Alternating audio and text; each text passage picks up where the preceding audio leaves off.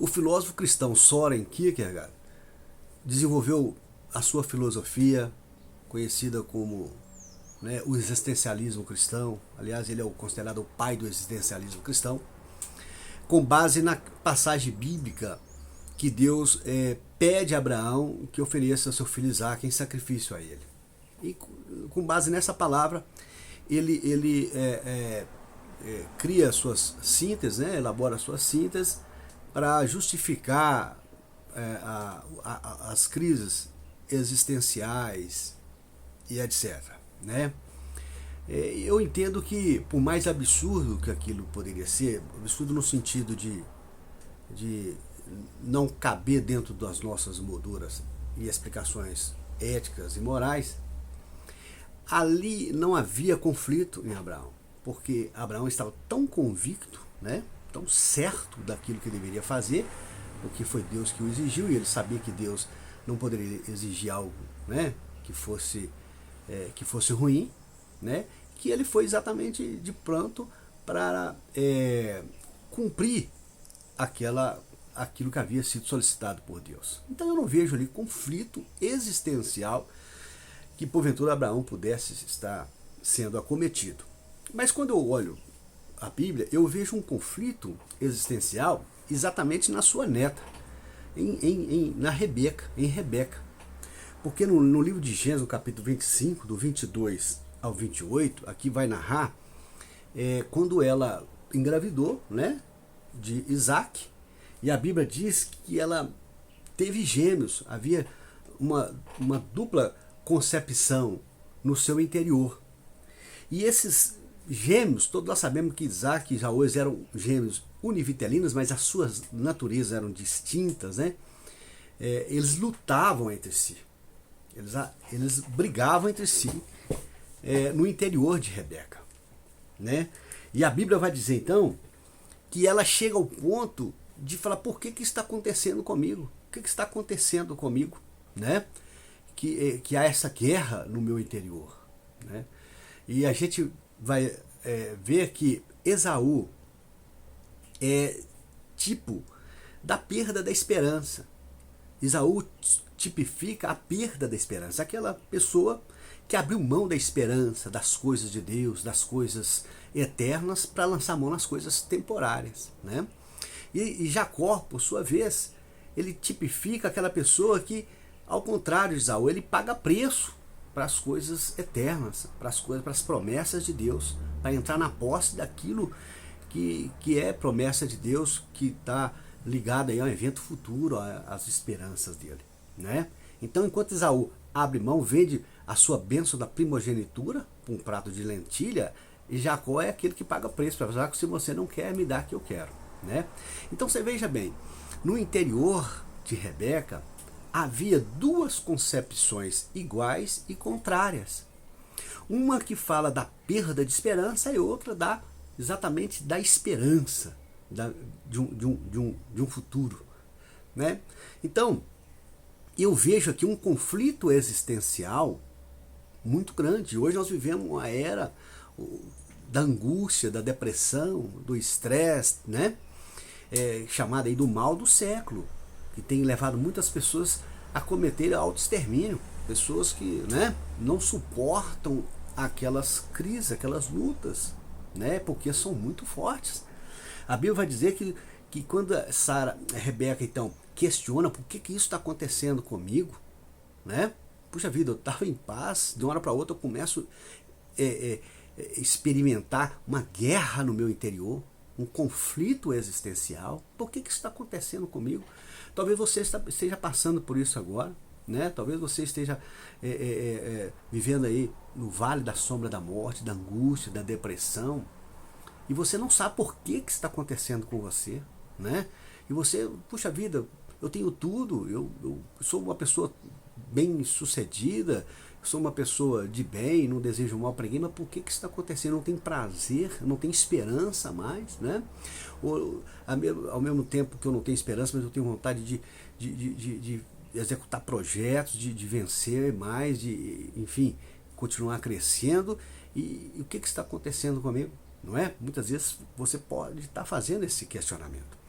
Que interessante que aqui a Bíblia vai dizer que ela foi perguntar ao Senhor. A primeira coisa para a solução, para a cura da angústia, da depressão, que você precisa saber é o seguinte: você precisa levar isso diante de Deus. Deus, por que está acontecendo comigo? Né?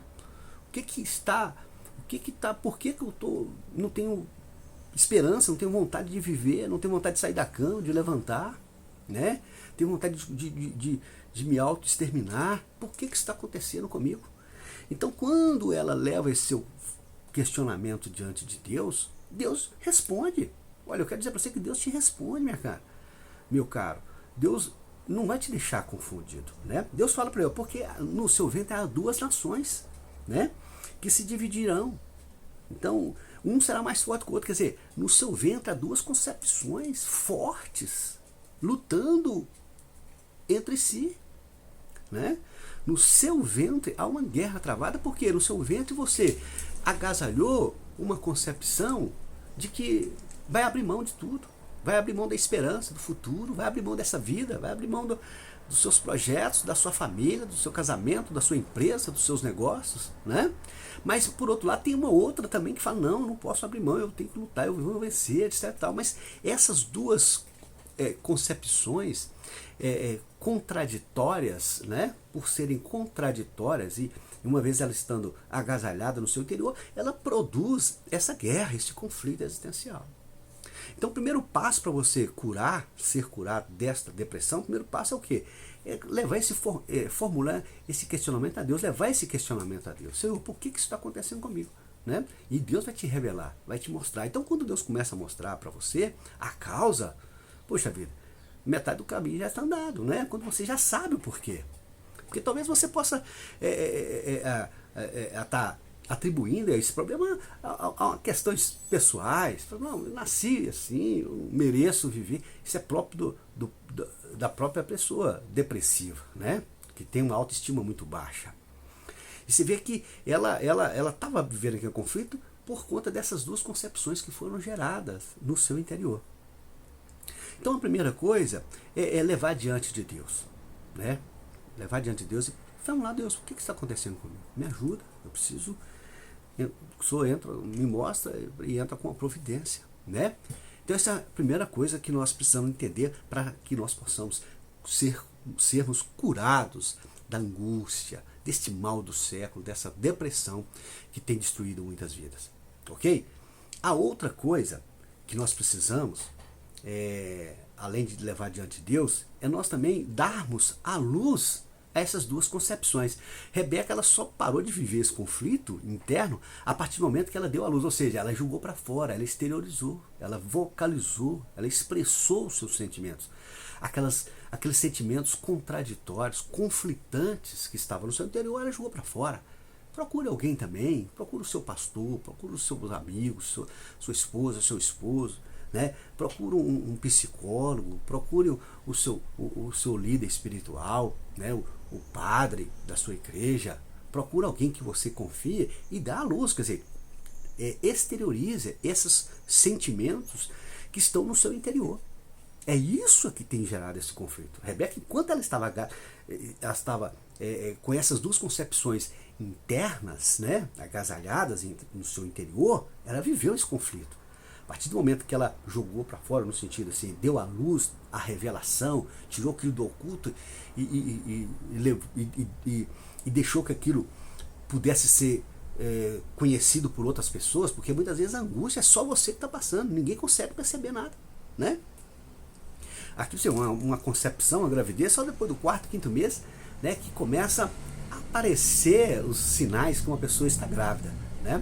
E a psicologia fenomenológica, que eu não sou psicólogo, mas eu acredito que essa seja uma limitação dela, porque ela só vai começar a conseguir compreender um problema quando o fenômeno, entendendo aquilo que aparece, começa a se manifestar. Então, 4º, 5º mês, mas a pessoa já está concebido da semente aí do conflito e das angústias, né? Mas enfim, então muita gente está vivendo isso sozinho porque não fala para ninguém, não comenta, não dá a luz, não revela, não fala sequer para Deus. Então, primeira coisa é falar para Deus. Segunda, jogar para fora. deixar todo mundo saber que você está vivendo. Você não é obrigado a ser perfeito, você não é obrigado a ser forte, não é? Você não é obrigado a ser o super-homem do Nietzsche, não é? Muitas vezes a fraqueza é que é sinal de força, né? Isso é uma lógica que ele não conseguia compreender. E terceira coisa, para você consumar a cura da sua angústia e da depressão, é que uma vez você jogado para fora, exteriorizado, essas duas concepções contraditórias entre si que estavam dentro do seu interior, você já vai sentir um alívio. Mas a partir do momento que você lança para fora, e olha que primeiro nasceu Esaú. Esaú é a perda da esperança. Depois, na sequência, veio Jacó, que é a esperança, a vontade de lutar, de vencer, de elaborar os conflitos, enfim, de sublimar os problemas e de vencer, não é? Então, a partir do momento que você deu à luz, você já conhece a causa, já sabe que essas duas concepções estava gerando conflito no seu interior. A terceira coisa que você precisa fazer para consumar a sua cura é você optar por uma delas. Porém, que essa opção seja aquela mais coerente com a vontade de Deus.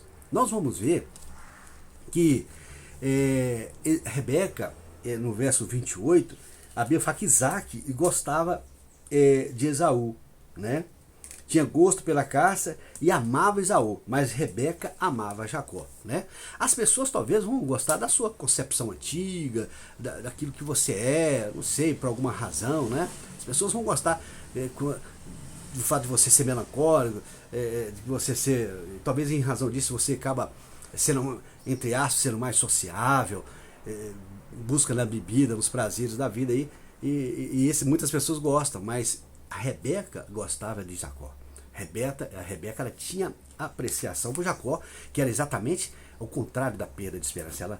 Ela no fundo, ela fez opção pela concepção mais conforme ou coerente com a vontade de Deus.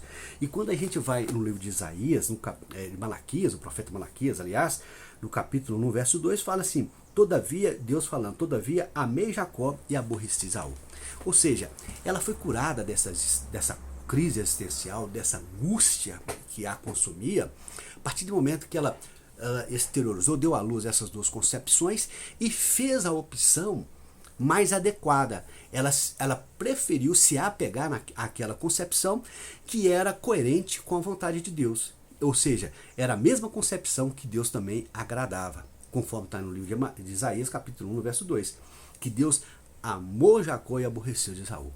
Então que você venha fazer opção também por aquela concepção que é coerente com a vontade de Deus. Ok? Aquilo que Deus agrada tem que agradar você também, né?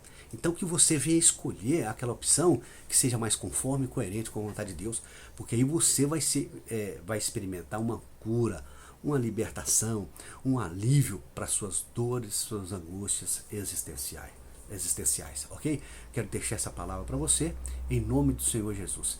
E desde já eu quero te lembrar que para você jamais se esquecer que só o Espírito Santo de Deus é que pode conduzir o homem no caminho de toda a verdade, e não apenas a um aspecto desta mesma verdade. Fique com Deus e até o próximo vídeo.